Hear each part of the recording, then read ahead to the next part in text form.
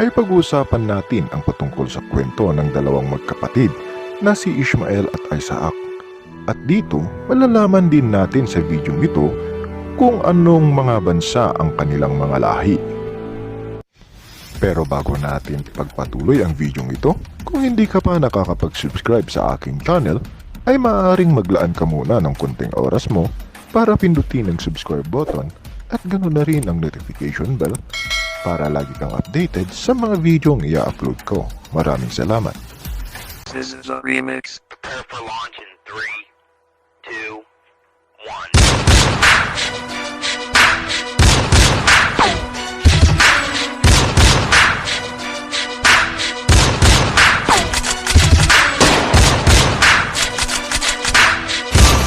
Welcome back mga ka-Big Boss!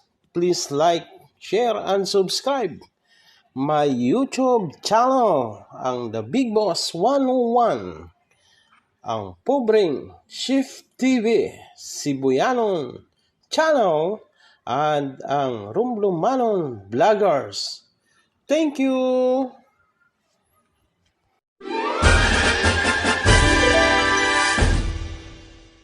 Maituturing daw na pinakamalakas na Ninyo sa panahon natin ngayon ay mahilamat pa rin ang relasyon ng mga Kristiyano at mga Muslim saan man panig ng bansa.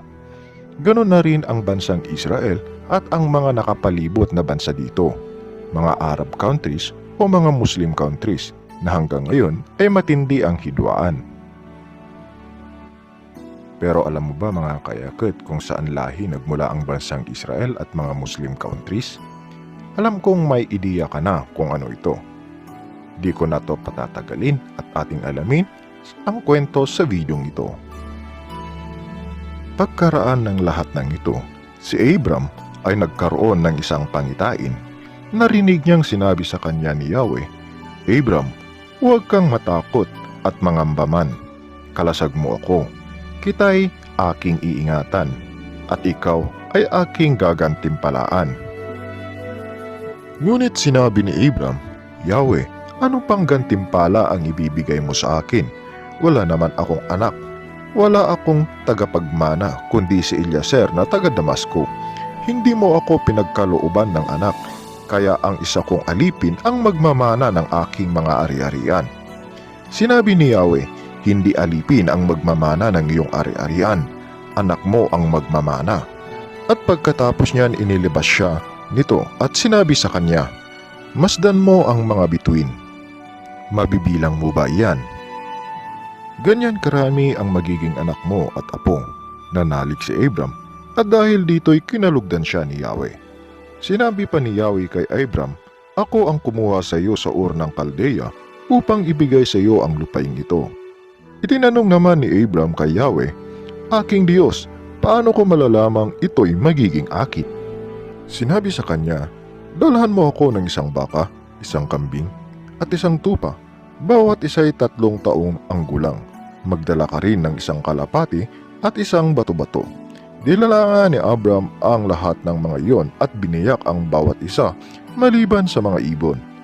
Inihanay niyang magkakatapat ang pinaghating hayop. Bumaba ang mga buwetre upang kainin ito, ngunit itinaboy sila ni Abram. Nang kumikiling na ang araw, nakatulog ng mahimbing si Abram at nagkaroon ng isang nakakatakot na pangitain. Sinabi ni Yahweh, "Ang iyong mga anak at ako ay mangingibang bayan at magiging alipin doon sa loob ng 400 taon. Ngunit parurusahan ko ang bansang iyon at pag alis nila roon, marami silang kayamanang madadala. Pahahabain ko ang iyong buhay at magiging mapayapa ang iyong pagkamatay. Daraan muna ang 4 na salinlahi bago sila makabalik dito sapagkat hihintayin kong maging sukbulan ang sama ng mga Amoreo bago ko sila parusahan at palayasin." Pagkalubog ng araw at laganap na ang dilim, biglang may lumitaw na palayok na umuusok at maningas na sulo na dumaan sa pagitan ng pinatay na mga hayop. At ng araw na iyon, nakipagtipan si Yahweh kay Abram. Wika niya, "Nangangako ako na ibibigay sa lahi mo ang lupaing ito, mula sa hangganan ng Ehipto hanggang sa ilog ng Euphrates, kasama ang lupain ng mga Sineo, Sinizeo, at Kadmoneo, ang mga Hiteo, Perizeo, at Rafaeta, gayon din ang lupain ng mga Amoreo, Cananeo, Gergeseo, at Jebuseo. Hindi magkaanak si Sarai na asawa ni Abram, kaya naalala niya si Agar, ang alipin niyang babaeng taga-Ehipto. Sinabi niya kay Abram, "Yamang pinagkaitan ako ni Yahweh ng anak. Ang alipin ko ang sipingan mo, baka sakaling magkaanak siya para sa akin." At ipinaubaya nga ni Sarai sa kanyang asawa si Agar. 10 taon na si Abram na naninirahan sa Kanaan nang ito'y nangyari. Matapos silang magsama bilang mag-asawa, nagdalang tao si Agar. Ito'y ipinagmalaki niya at hinamak pa si Sarai. Dahil dito, sinabi ni Sarai kay Abram, "Ikaw ang dahilan ng paghamak ni Hagar sa akin. Alam mong ako ang nagkaloob sa iyo ng alipin kong ito. Bakit niya ako hinahamak ngayong siya'y nagdadalang tao? Si Yahweh na ang humatol kung sino sa atin ang matuwid." At sumagot si Abram, "Ibinabalik ko siya sa iyo at gawin mo sa kanya ang gusto mo." Pinagmalupitan ni Sarai si Hagar, kaya ito'y tumakas. Sinalubong siya ng anghel ni Yahweh sa tabi ng isang bukal na nasa ilang. Ang bukal na ito ay malapit sa lansangan patungo sa Shur. Tinanong siya, "Hagar, alipin ni Sarai, saan ka nanggaling at saan ka papunta?" "Tumakas po ako sa aking Panginoon," ang sagot niya. "Magbalik ka at pailalim sa kanyang kapangyarihan," wika ng anghel, at idinugtong pa, "Ang mga anak mo ay pararamihin, at sa karamihay di kayang bilangin. Di na magluluwat ikaw magsusupling. Nga lang itatawag sa kanya'y Ishmael. Dininig ni Yahweh ang iyong mga daing. Ngunit ang anak mo'y magiging mailap, hayop na asno ang makakatulad. Maraming kalaban, kaaway ng lahat. Di makikisama sa mga kaanak." Nasabi ni Hagar sa sarili, "Nakita ko rito ang nakakita sa akin." Kaya tinawag niya si Yahweh ng ganito, "Ikaw ang Diyos na nakakakita." Kaya't ang balon sa pagitan ng Kades at Bered ay tinatawag ng mga tao na balon ng buhay na nakakakita. Nagsilang nga si Hagar ng isang lalaki at ito'y pinangalang Ishmael. Nooy 86 na taon na si Abram. Nang 79 na taon na si Abram, nagpakita sa kanya si Yahweh at sinabi, "Ako ang makapangyarihang Diyos. Sumunod ka sa akin at ingatan mong walang dungis ang iyong sarili habang ikaw ay nabubuhay. Ako'y makikipagtipan sa iyo at pararamihin ko kayo." Pagkarinig nito'y nagpatira pa si Abram at sinabi sa kanya ng Diyos, "Ito ang ating tipan. Ikaw ay magiging ama ng maraming bansa. Hindi na Abram ang itatawag sa iyo kundi Abraham, sapagkat ginagawa kitang ama ng maraming bansa.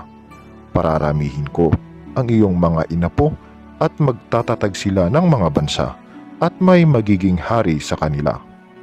Kayo naman ay dapat maging tapat sa ating tipan, ikaw at ang iyong lahi." Sabi pa ng Diyos kay Abraham, "Ganito ang inyong gagawin. Lahat ng lalaki sa inyo ay tutuliin at iyan ang magiging palatandaan ng ating tipan. Lahat ng lalaki na isisilang sa inyong lahi, gayon din sa mga alipin at dayuhan, ay tutuliin pagsapit ng 8 araw. Ang tandang ito sa inyong katawan ay magiging katibayan ng ating walang hanggang tipan. Ang sino mang lalaking hindi tuli ay ititiwalag sa inyong lahi sapagkat hindi siya tumupad sa ating kasunduan." Sinabi pa rin ng Diyos kay Abraham, "Hindi na Sarai ang itatawag mo sa iyong asawa, kundi Sarah, sapagkat siya'y pagpapalain ko. Magkakaanak siya at magiging ina ng maraming bansa. May magiging hari sa kanyang mga inapo." Nagpatira pa muli si Abraham, ngunit napatawa siya nang kanyang maisip na siya'y matanda na. Nasabi niya sa sarili, "Magkakanak ako ngayong ako'y 100 taon na, at si Sarai maglilihim pa ba iyon gayong 70 taon na siya?" At sinabi niya sa Diyos, "Mabuti pang si Ishmael na ang iyong kalingain at pahabain ang buhay." Nagkakamali ka, Abraham. Si Sarah ay magkakaanak ng isang lalaki at tatawagin mong Isaac. wika ng Diyos. Makikipagtipan ako sa kanya at sa kanyang lahi magpakailanman. Tungkol naman kay Ishmael, ipagkakaloob ko ang kahilingan mo. Pagpapalain ko siya at pararamihin ang kanyang lipi. Magkakaanak siya ng 12 prinsipe at magiging bansang makapangyarihan ang kanyang angkan. Ngunit hindi sa kanya matutupad ang ating tipan. Matutupad iyon kay Isaac, ang magiging anak ni Sarah na isisilang sa darating na taon. Sa ganito ring panahon, pagkasabi nito, nilisan ng Diyos si Abraham. Nang araw ring iyon, ayon sa utos ng Diyos, tinuli ni Abraham si Ishmael at lahat ng lalaki sa kanyang sambahayan, maging aliping ipinanganak doon o biniliman. Si Abraham ay 79 na taon na nang tuliin. Si Ishmael naman ay 13. Iisang araw nang tuliin sila at noon ding araw na iyon tinuli ang kanyang mga alipin. Nagpakita si Yahweh kay Abraham sa Mamre sa may sagradong mga punong kahoy. Noon kainitan ng araw at nakaupo siya sa pintuan ng kanyang tolda. Walang ano-ano'y may nakita siyang 3 lalaking nakatayo. Patakbo siyang sumalubong, yumukod ng halos sayad sa lupa ang mukha. At sinabi, "Mga Ginoo, kung inyong mamarapatin, magpatuloy po kayo sa amin. Dito muna kayo sa lilim ng punong ito at ikukuha ko kayo ng tubig na panghugas sa inyong mga paa.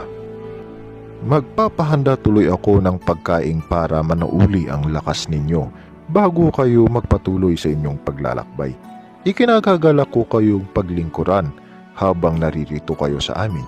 Sila'y tumugon, "Salamat, ikaw ang masusunod." Si Abraham ay nagdudumaling pumasok sa tolda at sinabi kay Sarah, "Madali ka, kumuha ka ng 30 librang harina at gumawa ka ng tinapay." Pumili naman siya ng isang matabang guya sa kulungan at ipinaluto sa isang alipin. Kumuha rin siya ng keso at sariwang gatas at inihain sa mga panauhin kasama ang nilutong karne. Hindi siya lumayo sa tabi ng mga panauhin habang sila'y kumakain. Samantalang sila'y kumakain, tinanong nila si Abraham, "Nasaan ang asawa mong si Sarah?" "Nandoon po sa tolda," tugon naman nito. Sinabi ng mga panauhin, "Babalik ako sa 1 taon sa ganito ring panahon, at pagbalik ko'y may anak na siya." Nakikinig naman noon si Sarah sa may pintuan sa kanyang likuran. Silang mag-asawa'y kapwa matanda na at hindi na dinaratnan si Sarah. Napatawa ito ng lihim at ang wika, "Ngayon namang ako'y lantana at laos na ang aking asawa, saka pa ba kami magkakaanak?" Bakit natawa si Sarah at sinabi pa ngayong tumanda siya'y saka magkakaanak? Tanong ni Yahweh, "Mayroon bang di maaari sa akin? Tulad ng sinabi ko, babalik ako sa 1 taon at pagbalik ko'y may anak na siya." Dahil sa takot, tumanggi si Sarah at ang wika, "Hindi po ako ang tumawa." Ngunit sinabi niya, "Huwag ka nang magkaila, talagang tumawa ka." Nilingap ni Yahweh si Sarah at tinupad ang kanyang pangako. Ayon sa sinabi ng Diyos, si Sarah ay nagdalang tao at nanganak ng lalaki. Bagamat matanda na noon si Abraham, Isaac ang ipinangalan ni Abraham sa kanyang anak. Ayon sa utos ng Diyos, tinuli ni Abraham ang bata 8 araw pagkasilang nito. Si Abraham ay 100 taon nang pinanganak si Isaac. Sinabi ni Sarah, "Nakakatawa ang ginawang ito sa akin ng Diyos. Ang sinumang makakarinig nito ay pihong matatawa rin." At sinabi pa niya, "Sa edad na iyon ni Abraham, sinong makakapagsabi sa kanyang ako'y mag-aalaga ng bata pa? Gayunman, nagkaanak pa rin kami kahit siya ay matanda na." Lumaki ang bata at nang ito'y awatin, naghanda ng malaki si Abraham. Minsan, si Ishmael na anak ni Agar ay nakikipaglaro kay Isaac. Nang makita ito ni Sarah, sinabi kay Abraham, "Palayasin mo ang mag-inang iyan. Ang anak ng ating alipin ay huwag mong pagmamanahan.